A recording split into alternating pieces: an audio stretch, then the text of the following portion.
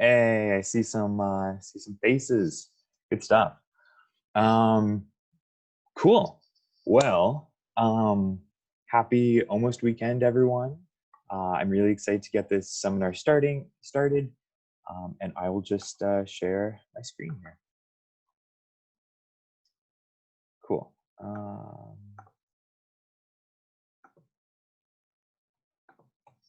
Okay. Ooh. One sec.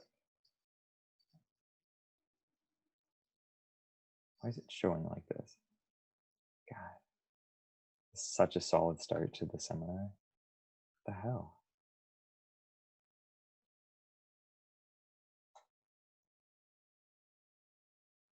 Okay, if I go like this, can someone just fire away in the chat? If I go like this, can you see, is it just the seminar for you, or is it just the presentation for you guys? Or is it,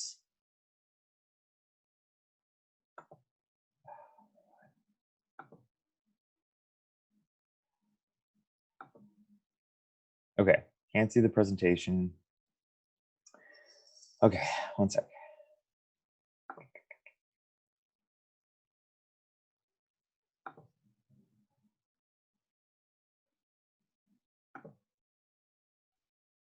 Okay, maybe this will be better. I got a second monitor the other day. What in the heck? Can you guys see the, sorry, can you see the presentation now? Yeah, and is it just the presentation? It's like the presenter. Well, damn it, what the heck?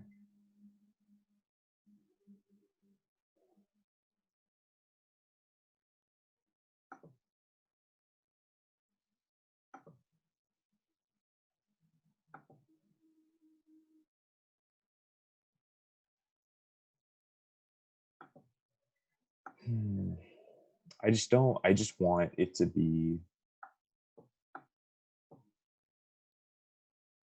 don't know why there's,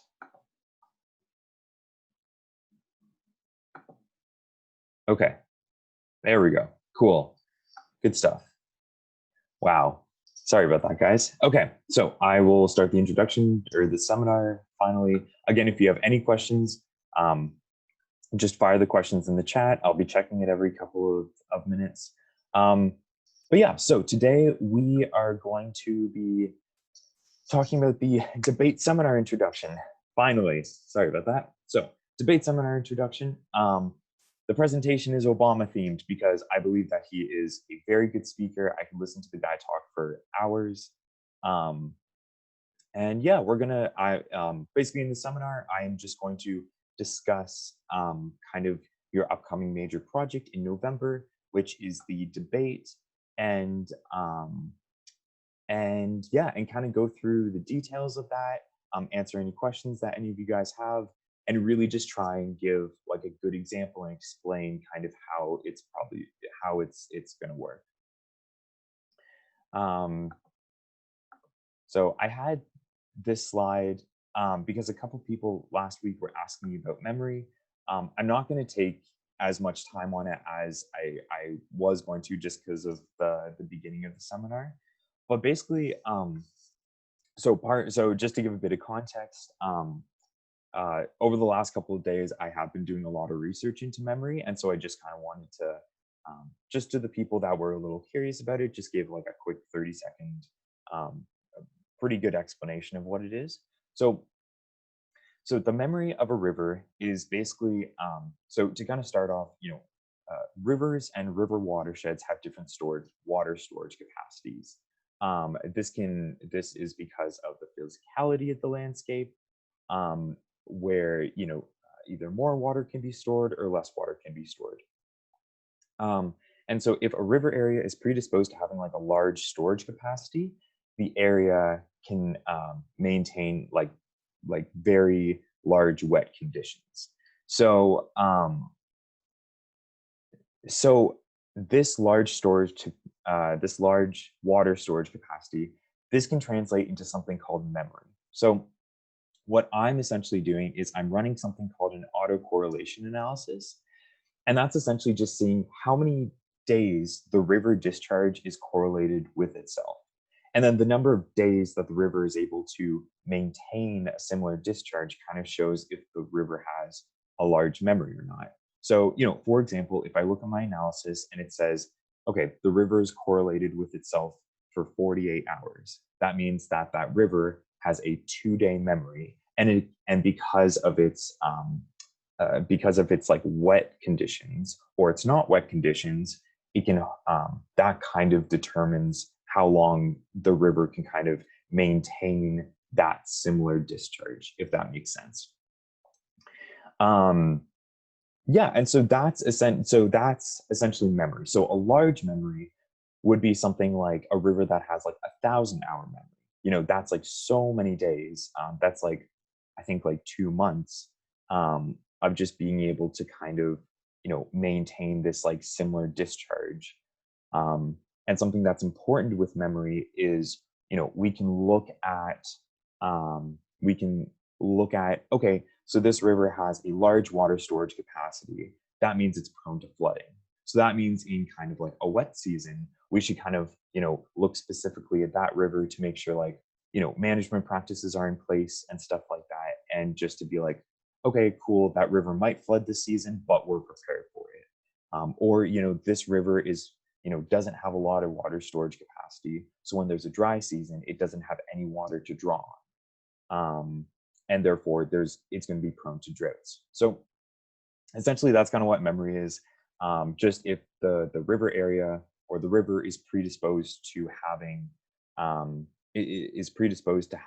not a lot of water storage capacity or a lot of water storage capacity, and ultimately kind of being able to um, uh, uh, you know tap into that water supply or not tap into the water supply and be prone to droughts or not prone to droughts, or prone to flooding. So that's essentially what memory is.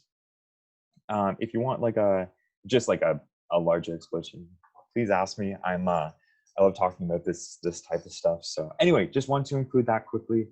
And now on to the debate seminar. So what is a debate? A debate is a structured discussion based on scientific literature, exploring different arguments and viewpoints through the lens of persuasive and effective arguments. So, what I really want to get across to you guys is, this isn't like some heated debate. This isn't an argument. This really is just a structured discussion with your colleagues in a scientific setting. And I think now that I know the majority of you are in second year, I think it's really important to kind of instill that in you, um, at this early stage, to just kind of, be familiar with, or not be comfortable with having talks and with discussing the scientific literature in a more structured manner with your colleagues. So the skills gained from a debate. So what you guys are going to be able to take away, I didn't want to just say, oh, this is, you get presenting skills and you get talking skills and stuff. You get so much more than that, especially in this debate. So you're able to present in an academic setting. You're creating airtight arguments formed on the basis of scientific literature. So this is a very important skill that I think you should kind of start practicing, especially like when you're in second year. Um, Being able to take information in and then process it, analyze it, um, is I think that is one of the most crucial skills you can take with you throughout your entire university career. Critically analyzing and examining the opposing viewpoint in a restricted amount of time. So thinking on your feet, when you're listening to the other side of the debate, you shouldn't just be sitting there listening. You should be listening, but you should also be thinking, and you should be formulating your own opinions and ideas based off of the foundation of scientific literature that you've put yourself into over the last couple of weeks. And then you should be able to look at their argument and say, okay, how can I respond to this? how can I kind of weave this into the story that I'm trying to tell in this discussion? Um, kind of elements like that. Communicating information relevant to your argument in an efficient and concise manner. Um, so, you know, this is probably one of the most important things in a seminar, or in this debate, is you're going to have a restricted amount of time, and I'm going to cut you off at a certain amount of time. So it's really important that what you choose to communicate, isn't just fluff, isn't just like lead up into your point and your goal and your argument. It's very important to be able to, kind of, if you have 10 bullet points, and only 5 of those bullet points are going to support your argument and support your viewpoint, those are the ones that you need to choose to communicate. Um, Otherwise, you run the risk of you know not being able to communicate something in a concise manner, and not get your viewpoint across. And finally, being able to discuss current and important scientific literature with your colleagues. This one is a very important point. Especially as you go on later in your academic career, and especially if you go into grad school, you'll be expected in your labs to be able to kind of talk about the current scientific literature.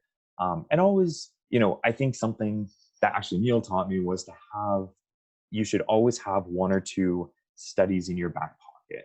So, you should, throughout your years, you're going to come across probably similar foundational papers that have been cited thousands of times that just everyone in the literature cites.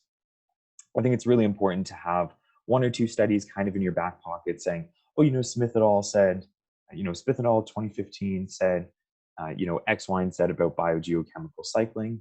I think that's a really important concept that we need to kind of take with us into the future of the research.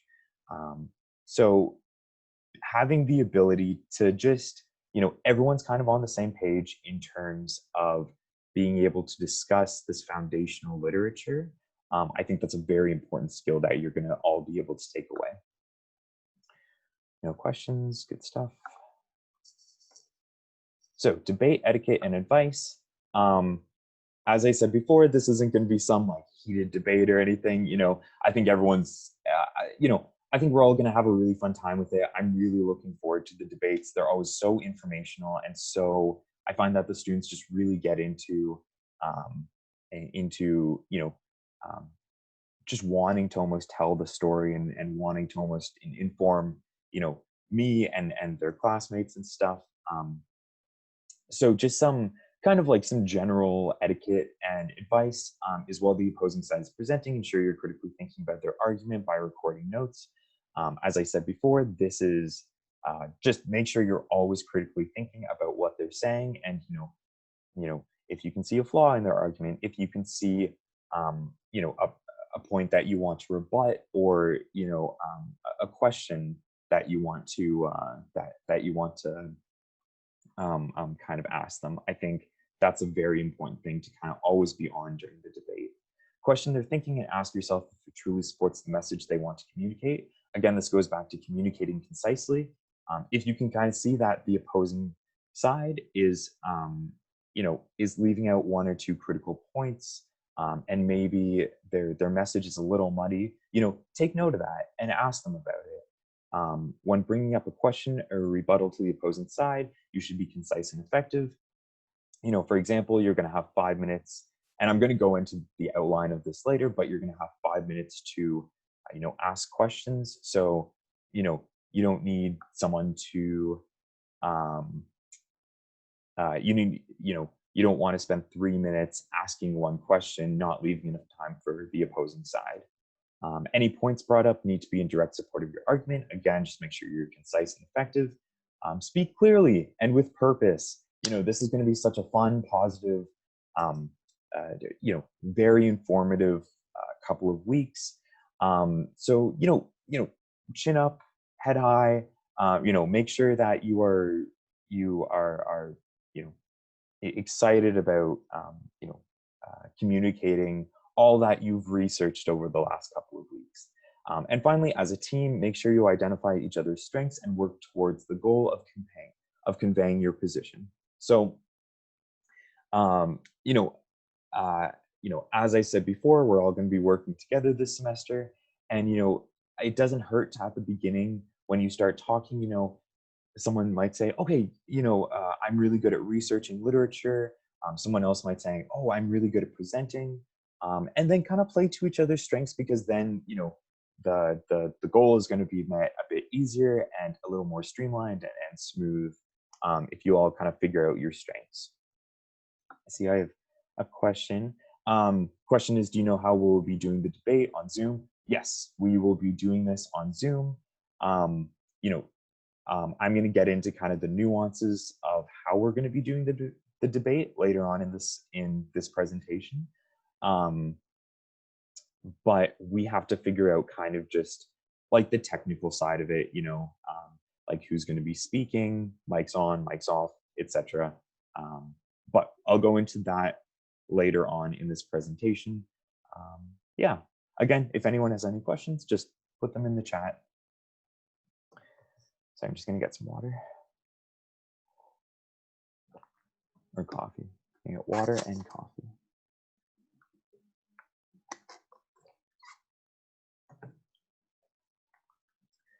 Okay, so example of how not to act, just in general, especially of what we saw on Tuesday. But no, I mean, no one's obviously going to be this tier of insane. So yeah, so again, as I said, this is a fun, positive, just good, informative time. And sorry, I was just checking the time. And yeah, and so that's an example of how not to act. Again, I have already posted all of this to CourseLink. So this is up here on CourseLink. So these are the different topics that have been approved by Neil, Brad, and myself. So nuclear power, native versus non-native plant species in urban areas, forest fire impacts, a management tool, developing organic pesticides over IPM, are artificial reefs a good substitute for natural reefs, species relocation in a changing climate, reintroduction of extinct species, ecotourism, wolf calling, wind turbines, and others. So, these are, so your group is going to choose the topic that you are debating. And, it can be from this pre-approved list, but also if you have a topic that you're very interested in, and it's not on this list, just come to me, just run it by me. And also you have to present 2 journal articles to me, just so I know that there's a good enough foundation for you guys to kind of debate it. Yeah, and so, so just make sure that you kind of like just communicate properly with me. Make sure that if it's not on this list, just email me. Yeah, but these topics are, I think there's a lot of gray area here. I think there's a good argument for both pros and cons. That's kind of why we pre-approve these topics. For example, forest fire impacts as a management tool. The pro side could easily say like, okay, forest fires are, if you have controlled burning, that's important because other species can thrive in the aftermath of that, or during the burning. Or and then the con side could say, well, with recent climate change, forest fire or management prescribed burning can like get out of hand, and that obviously creates like a lot of implications. So there's a lot of kind of good arguments on both the pros and the con sides, and that's kind of what we focused on the topics. Again, if you have a topic you're passionate about, just email me. And so this is something that's important, is an ecological arguments only. So this is a bit of a thing we kind of ran into last year, that we kind of wanted to just make sure we let you guys know early this year. is that when you're debating, any research that you do and anything you present, it has to be the ecological argument only. So, I do agree that a well-rounded argument needs the ecological, the economic, and the social aspects. But because this is a second year course, and because a lot of people are still just learning the foundations of environmental sciences, I think it's very important to really just hone in on that ecological side, on that environmental side, on the environmental science side, and really just kind of build up that hard science side.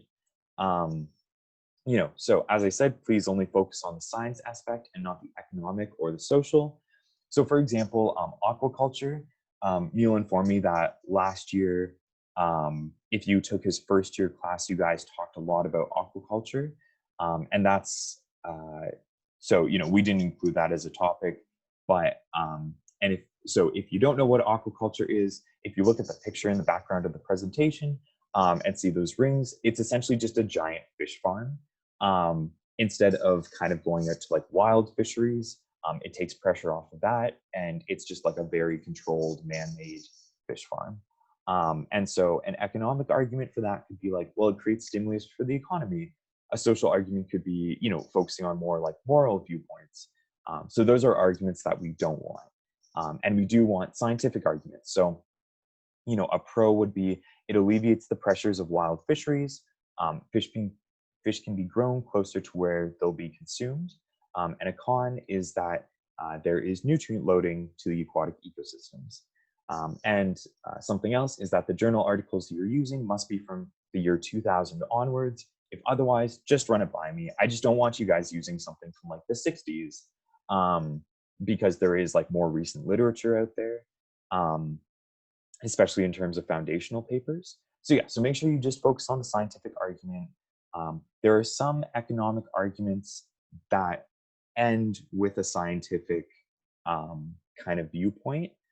But again, if you're just unsure about, what kind of argument it is, just run it by me. I'll let you know. Also, something that is going to be kind of like a first line of defense, or the first kind of like filter of, catching any arguments that are economic or social, is the concept map, which will be marked by Brad. And so he'll kind of make sure he flags down any arguments that he's not quite sure about, and I'll contact you guys about that. And yeah, okay, looks like so anyway, so ecological arguments only. Thank you very much. Okay, I have a question. So if we all pick our own topic, who makes up the opposing side? So I'm about to get into that, the next slide. So this is how the debates are gonna work out. So on the week of November 9th, we're gonna have 4 groups debating one another. So, I will say, group one group one versus group two. So they will both debate artificial reefs, but one side will choose the pro and one side will choose the con. Does that answer your question? No. Okay, cool. If we pick our own topic, who makes up the opposing side? So what you're going to be doing is, say you're in group one, group one has to contact group two, and you guys have to decide on one topic. So as you can see here, you have group one versus group two, and they're both talking about artificial reefs. So that's one topic between the two of them. And then one side has to debate the pro and one side has to debate the con. So in total, there'll be 4 topics that are being debated. And on each side, there's a pro and a con. Does that answer your question? Okay, cool. Okay, sounds good. Also, I'll be repeating this. And also, if you guys have any questions after the seminar, just email me. So yeah, so what will happen is group one,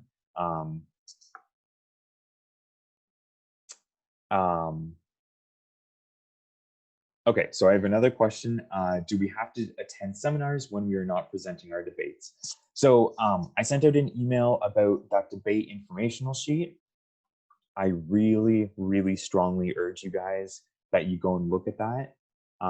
It gives a very detailed outline of how exactly the debates are going to go down, and it gives like an FAQ section. So, it answers a lot of the questions. It answers just like questions that you guys will have in terms of just kind of like the nuances of the debate. So, do we have to attend seminars when we're not presenting our debates? No, you don't, but we strongly, highly encourage it, um, because the first week, um, I'm not going to go easier on them, but I'm going to be like a smidge less critical of them because they are going first, And then what I'm going to do is I'm going to take into account that group 5, 6, 7, and 8 in the second week. You guys are going to have listened to the first couple of debates. You're going to have, you know, been taking notes. Just you guys would be present and seeing what kind of questions I'm asking, what seeing kind of questions they're asking, and kind of how they're going about the debates. So no, you don't have to come, but I highly recommend it because then you can kind of see how the debates go and kind of what questions I'm going to be asking. Yeah, so that's my answer to that. And also questions like that, kind of just like, do we have to attend seminars? That's on the debate informational sheet. So, make sure that you guys please read that because it gives you guys it answers a lot of those types of questions. So the week of the 9th, there will be 4 groups going, and group 1 and 2 have to choose one topic and then email me and then say, okay, we're doing artificial reefs. Group 1 will be doing pro, group 2 will be doing con. So please make sure that you get in contact with your opposing group. So obviously it's group 1 versus group 2, 3, 4, 5 versus 6, 7 versus 8. And if you can't get in contact with them, email me. I'll get you guys in contact.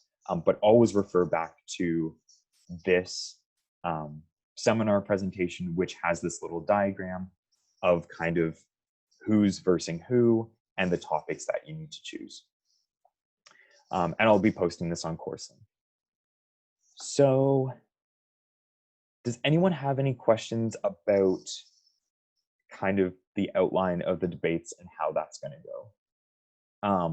I'm going to get into a detailed, like, how do they actually work? What are the different parts of it? But in terms of choosing a topic, does anyone have any questions at this point?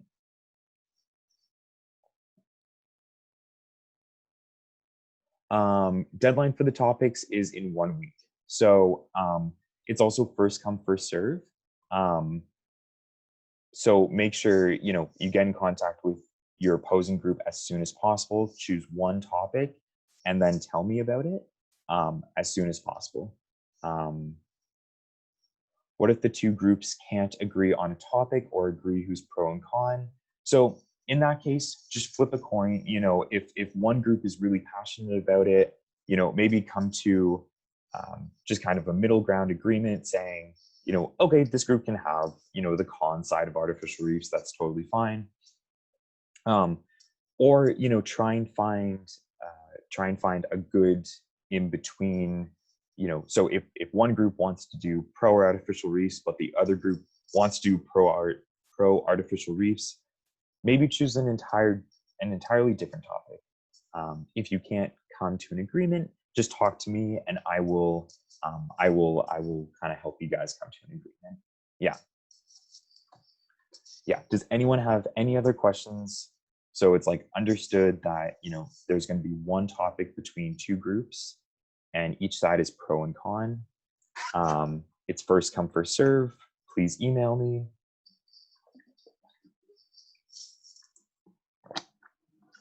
Okay, cool. Okay, and keep asking questions in the chat if you guys have them. Good stuff. Okay, so the debate structure and outline. So Um, this is a very condensed version. As I said, please, please, please go to the debate informational sheet on CourseLink. It will give a detailed outline of how the debates will be going. So it's split into 4 parts. So the first part is each group will present their viewpoint. So for example, pro versus con artificial reefs. Either side will go first. We'll decide on the day, or you guys will decide on the day, and you'll present your viewpoint. And it's 5 minutes each, and then 10 minutes total. Then we'll move on to the second part, which is rebuttals. And so the rebuttals will start, and that's 5 minutes each, and 10 minutes total. And rebuttals are essentially just the other team kind of pointing out the fatal flaws in the other team's arguments. So this isn't like a question period. This isn't like a back and forth. This is just saying like, so I noticed in your certain figure that your numbers were a little wonky there. So I don't think that your argument holds up, or something like that. Again, there will be examples of this later on in the presentation. But so the second part is rebuttals, and then there'll be 5 minutes each. The third part is that each group will ask the other group a minimum of 3 questions. So there'll be 5 minutes each and 10 minutes total. And then the fourth part is a post-debate discussion, where I will just be asking each group a couple of questions, making some comments. It's more just a general curiosity thing for me. I'll be making notes and comments during your guys' presentation or debate, and then I'll kind of follow up with that afterwards. So in total, it will be 35 to 40 minutes. And as I said before, there's more detailed information on the debate information sheet. So if you're, a little worried about time, or you're unsure of kind of, how long each part will be, just always refer back to this little chart here. It's kind of a quick cheat sheet. I have a question. Do we have any time in a break room to confer with our group between parts? No, I will say, so I'm not going to give a definitive answer on that, just because we're not 100% sure how we're going to do the debates right now. If we're going to use breakout rooms, if we're not going to use breakout rooms, that's just something we have to decide over the next little bit. But I would say no. It's generally kind of like 5 minutes, and then you're making notes, and then once their 5 minutes ends, we immediately hop on to you guys, and we kind of go from there. So I'll say probably not. I'll say, yeah, probably not. There probably won't be any time in like a break room. Yeah, but we have to kind of figure out the logistics of how we're going to do debates. But obviously, we'll let you guys know about that. Is that good? Answer your question? Cool. Good stuff. So does anyone have any questions about that kind of brief outline and structure of how the debate is going to go?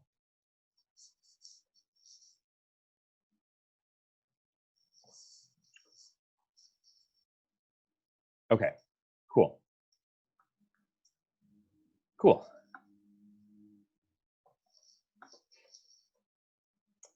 So this will be the kind of my marking scheme. So this is exactly what I'm going to have. I'm going to obviously indicate like, the group, if it's pro or con, and then I'm going to make kind of comments and little marks on the main presentation, the rebuttal to the other side of the group, the quality of questions to the opposing group, and the response to questions from the opposing group, and the overall package. And it's going to be out of 100. And as I said in the first seminar, I'm not going to be crazy hard on marking. As long as you guys do the work, and as long as as long as you guys clearly know the literature surrounding your topic, it's going to turn into more of a discussion.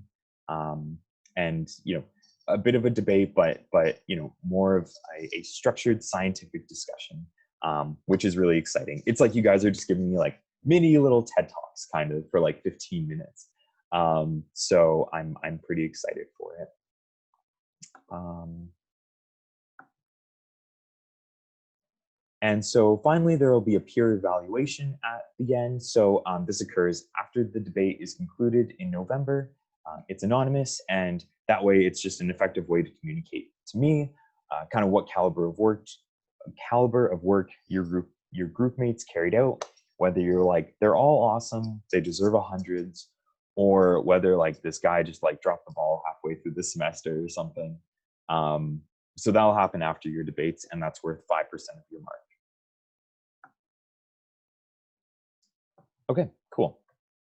So, so that's kind of the outline of the debate and kind of what's going to happen. I know that's a lot of information to kind of take in at once. So, you know, it's on the document as well. Also, I'll be posting this afterwards. And also, feel free to email me or Brad or Neil about just any questions you have with the debate. Just some final notes on like topics and stuff. Yeah, so sorry. So first off, does anyone have any questions about just kind of like the outline and how the debate is going to go in terms of topic choosing, contacting groups, stuff like that?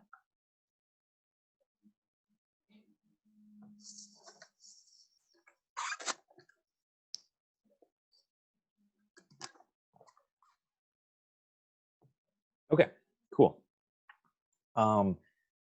Just to toss about a bit of insight in there, some of my favorite topics we did last year were artificial reefs. I knew, so something great about this is, you know, I am not well versed in you know, things like ecotourism or you know, artificial reefs. That's just something that I didn't study during undergrad. But obviously, like I have the foundational environmental science knowledge to kind of you know, talk with you guys about that. But it's awesome because you guys will be doing this research and then you'll be giving this presentation, and then it'll essentially be like a little informational session, which is really awesome because some of these topics are very, very interesting. Artificial reefs was one of my favorites from last year. It was so interesting. It like sent me on this deep dive at like 2 a.m. into like, can people do this? Is this real? Has this been done? Is this viable? Reintroduction of extinct species was a fun one. The group that did that last year gave a reference to Jurassic Park, so that was a that was good. That was good on them. And yeah, but all of these topics are super interesting, and I'm excited for to see which ones you guys choose this year. So now we'll get onto an example of the debate. I'm just going to check my time here. Okay, cool. Okay, so we're going to go through a debate example, and this is going to be more of a streamlined version. Um, just it's just going to be outlining kind of like the basic aspects of each part. So as you remember, there's like 4 parts. It's just kind of be outlining the basic exam or the basic aspects of that. So first, the topic example. So the for argument, or the pro argument, is habitat loss is the most important risk factor to bumblebee diversity. The con argument, so the against argument, is could there be any other? It could be any other factor, or it could be a combination of factors. And so, kind of, we'll start the debate, and the pro side will start. So they'll give a presentation with kind of just their logic and their stance. So their logic and their stance is saying, okay, without the space to survive and thrive, a large diversity of bumblebees cannot exist. And then they will give the stance, and then you have to back it up with scientific literature. So then they will say, okay, we have we have this literature, we have these stats, we have these examples to back up our stance. So their proof is that wild bee density increases with increasing patch size.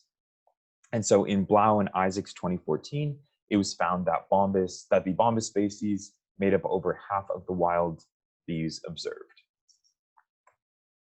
And so then, they have that statement, but then they further go on to say, to give a figure that shows this. So if you kind of look at this figure, and you can see that the white bar is the control and the gray bar is the sown, you can see that over the years, um, the sown has a greater bumblebee richness than the control. So that's kind of supporting their stance that the greater the habitat patch size, the greater the bumblebee richness. So that's a good solid stance. And then they gave proof on that. And then after that, they show another example. So if you look at sorry, I just have to move this. Just gonna hide this for a sec. There we go. So if you look at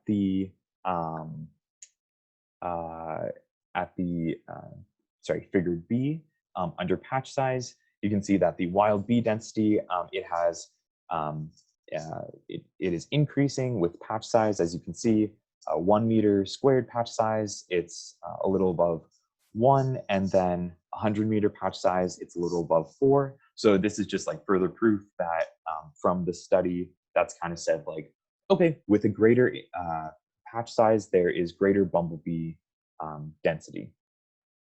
And so, so that is the for argument. So essentially they gave a stance, they gave examples, and proof from the scientific literature. And then the against argument is the con side. So although this logic cannot be,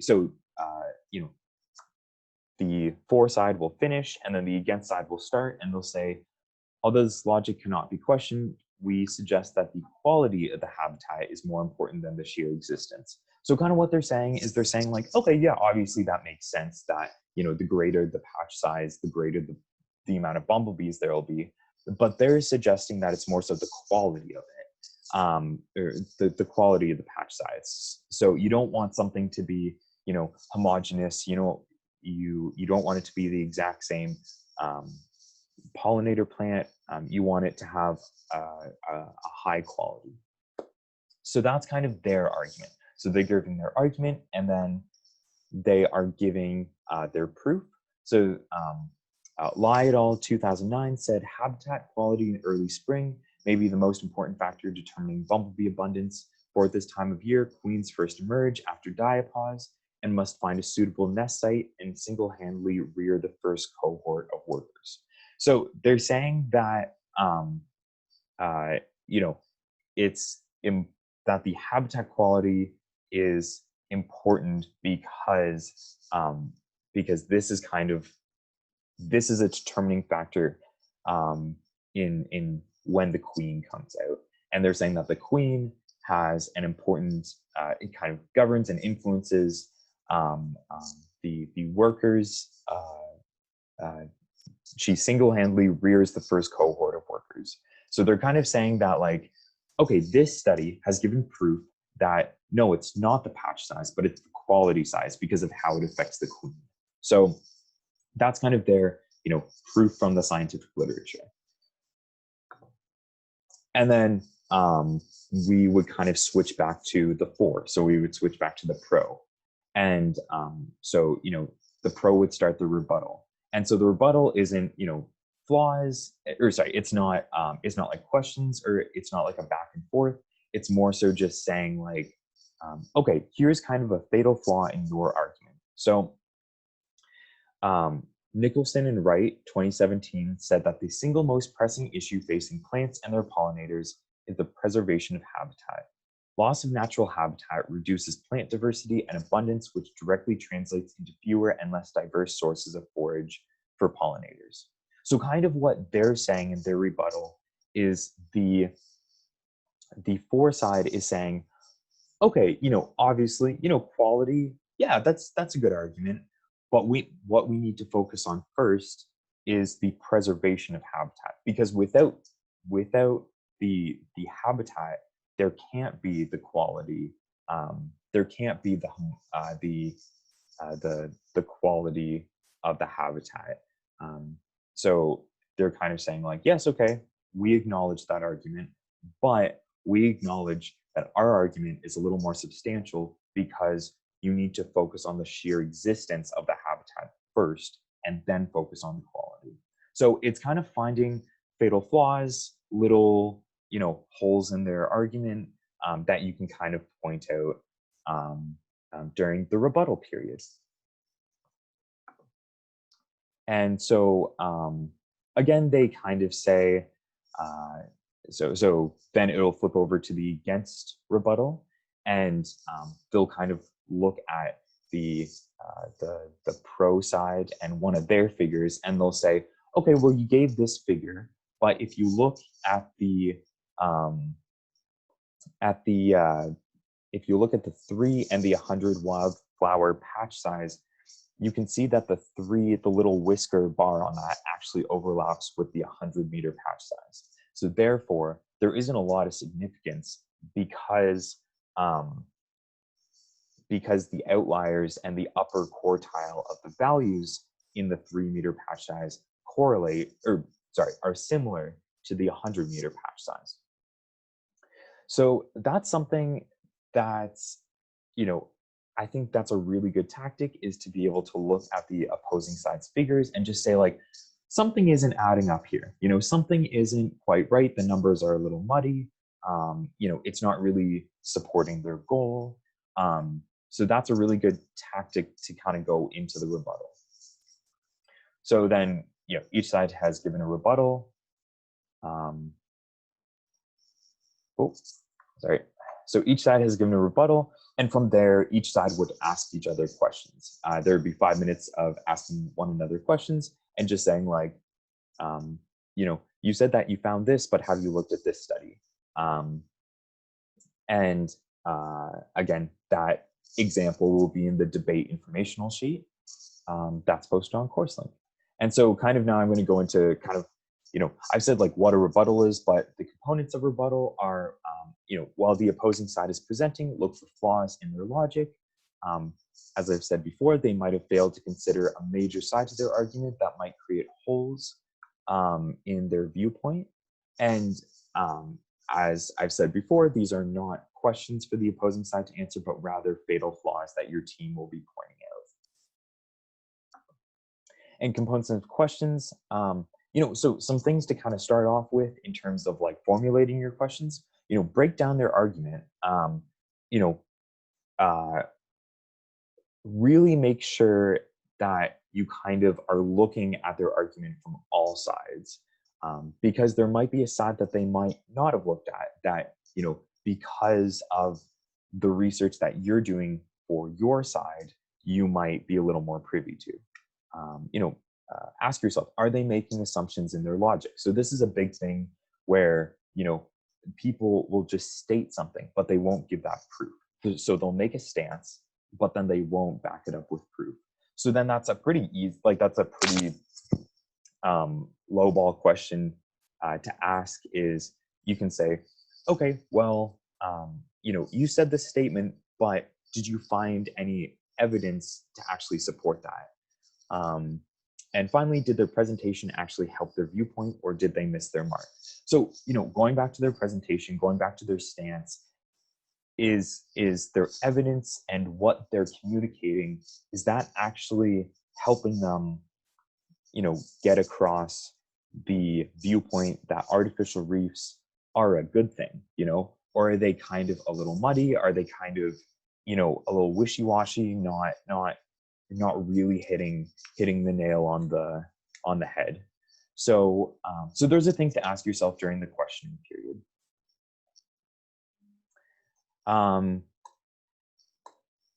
Yeah, and so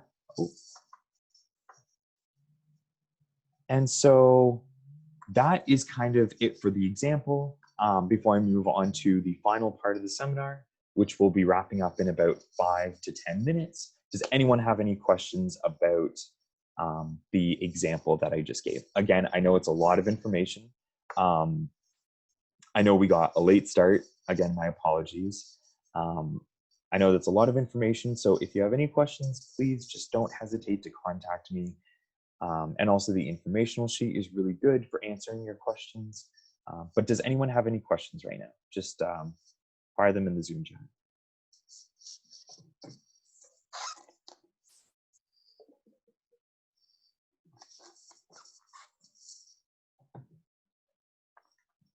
Okay, cool. Okay. Okay, so finally, I will kind of leave this with you guys.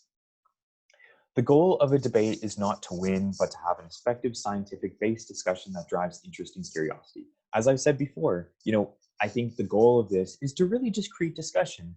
And I think it'd be really awesome if, something that you ended up just researching on a whim or kind of talking or kind of, a topic that you chose out of simple curiosity could really kind of spark a passion or a potential career. And I think that's another awesome thing to these debates is you could be talking about artificial reefs, but then someone could be talking about relocation of species in a changing climate, and your eyes kind of snap open and you go like, oh my gosh, that's actually a very interesting topic. I think I could pursue this in research over the next couple of years. So really the goal of this is to drive all of your interest and all of your curiosity, and just have a very effective scientific based discussion. And I'm very excited for the debates. I think they're going to be pretty fun. So items for next week, as I mentioned before, the group contracts are due tonight. So make sure you have been talking with your group. Make sure that everyone submits a group contract. So I expect 32 contracts in tonight, and that is your way of signing the contract. The group topic selection is due in 1 week, so the 9th. But as I said, it's first come, first serve. And if your own topic is chosen, please present me with 2 journal articles to just ensure it has a deep enough foundation to be a debate topic. And again, if you have any questions about potential arguments, whether you're a little unsure if it's an economic or if it's an environmental, please run it by us because we want to catch it now rather than later. So yeah, and so those are all the items for next week. And so you guys finished your quiz, which was good. And I believe you guys will be getting the marks back soon for that. So, and to finish off, before I get on to that, so does anyone have any questions?